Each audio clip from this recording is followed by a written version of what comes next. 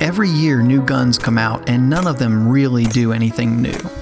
They may do it a little better than an older model, they may look better doing it, or they may have some new flashy accessory. And trust me, I fall for all of these different ploys that gun manufacturers use to get my money.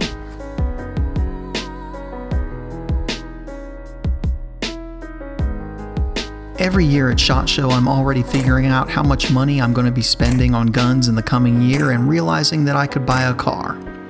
Might be the first sign of a problem. Nah.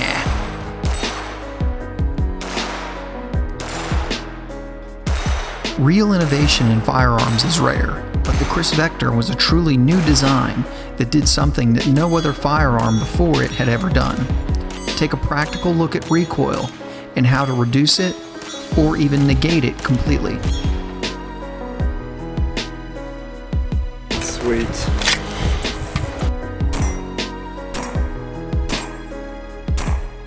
Every other gun that you've ever shot works the same way.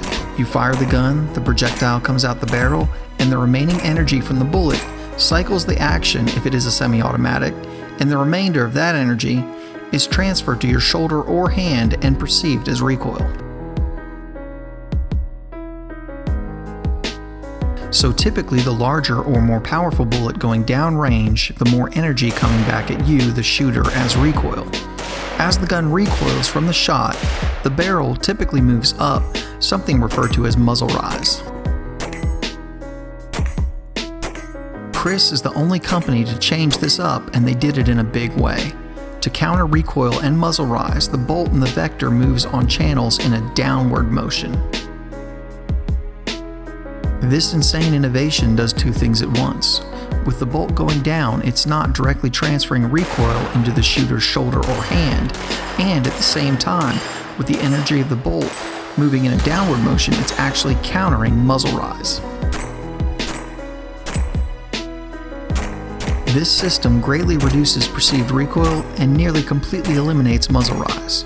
I was so excited about this when I first saw it that I pre-ordered a Vector rifle as soon as they came out. Then a few years later, they came out with the pistol in .45 and I had to buy that too. And then they launched the new Gen 2 in 9mm, and of course I had to snap that one up as well. So let's take a look at some of the changes Kriss made in the Vector from the first generation to the second. Some of the first cosmetic things that you'll notice between the generations is that Kriss added some more texturing in front of the magazine. You'll also notice that the trigger looks completely different, and that difference is in more than just the appearance.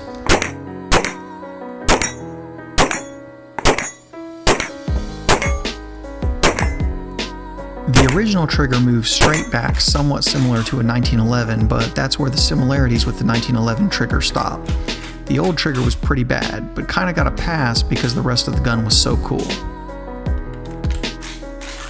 This new trigger, in my opinion, is the biggest improvement between the generations, and is so much better than the original. It also has a more typical pivoting trigger movement, breaks cleaner at about 5.5 pounds, and has a very affirmative reset. The original Gen 1 Vector would hold a flashlight right above the barrel, and I always thought that this was super cool, but I never actually put a flashlight in either of mine.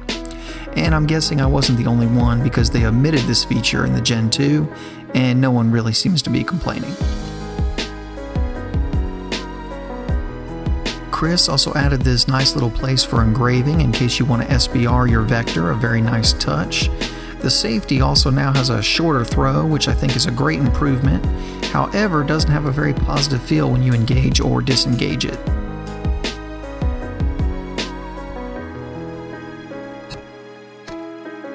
Disassembly of the Vector is child's play, which is really nice because some of these new high-tech weapons can be somewhat complicated to field strip, but I think that literally anyone could take apart the Vector.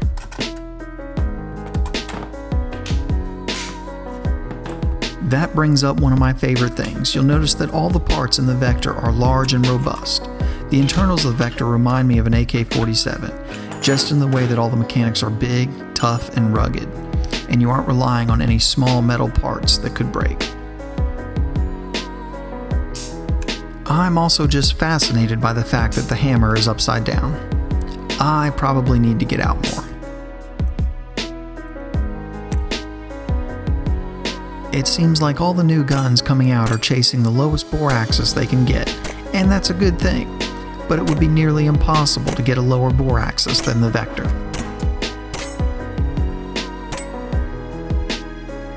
If you were to draw a straight line back from the barrel, you'll notice that the barrel actually sits lower than the top of the pistol grip. This will further help lower felt recoil and muzzle rise in a gun that already probably has the best recoil mitigation system available today. Another really cool feature that the Kriss Vector has that I think a lot of people overlook is that by bringing the charging handle back to the ready position, lets you press check the gun. I love little details like this, and really shows you how much thought the Kriss put into this gun. Another thing that was so smart on Kriss's part when they designed the Vector was to make it function on Glock magazines. Glock magazines are extremely reliable, easily accessible, and affordable. As more calibers come out, they all continue to work on Glock magazines, which is great. Also, if you buy a Gen 2 gun, you can buy different caliber lowers and swap them around, somewhat similar to an AR. However, the lower in the Vector, which holds the barrel and bolt, is considered the firearm by the ATF. So if you were to buy one of these lowers, it would be considered the firearm and require the regular background check.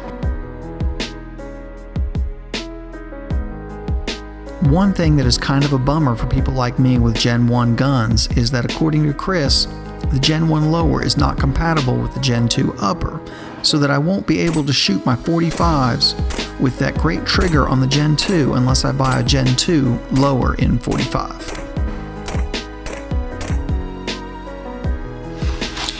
Hey guys, I wanted to go over two things with you real quick. I wanted to go over the controls of the Vector, and I also wanted to give you some tips that I use for getting the ultimate reliability out of your Vector, because I think a few people out there have had some problems with it. Controls over here, you got your magazine release right here, and you got a bolt release right here. And this is your charging handle. What is really easy to do with the Vector is hold it right here and kind of ride that bolt release the whole time you're shooting it, and that can cause malfunctions.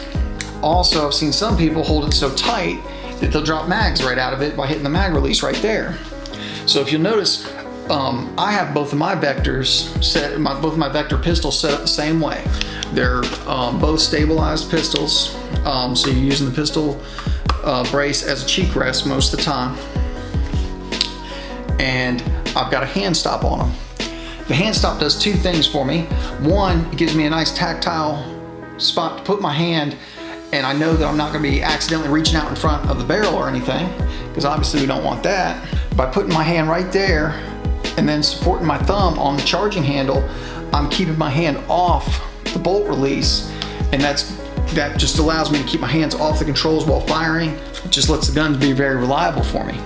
If you have a malfunction, you'll notice, hey, it's got a different magazine in it. So like if you're at the range playing with 9mm, obviously you can use things like ETS magazines or this Korean drum, and they're fun and everything, but if you're gonna use it for home defense, I'd highly recommend that you put a genuine Glock magazine in it. But if you do those two things, I found the Kriss Vectors to be very, very reliable. Like I said, I have 3 of them, and they've been very reliable for me.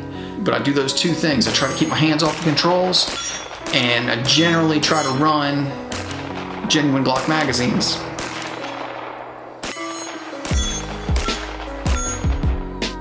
Shooting a Vector is really an experience that every gun enthusiast should get the chance to do at least once. Needless to say, the recoil is light. It's not non-existent, but very light and a different sensation than any other gun you've ever shot. Shooting my new 9mm Vector is like shooting a BB gun. Muzzle rise is also astonishingly minimal, making follow-up shots very quick.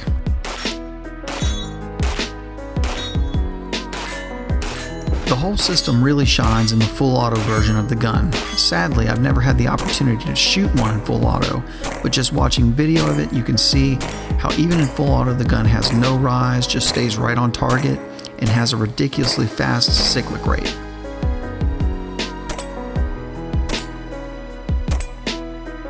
So you're probably thinking that 3 vectors is more than anybody needs, and to that I would reply that I'm gonna have to get one in 10mm at some point. These are phenomenal firearms.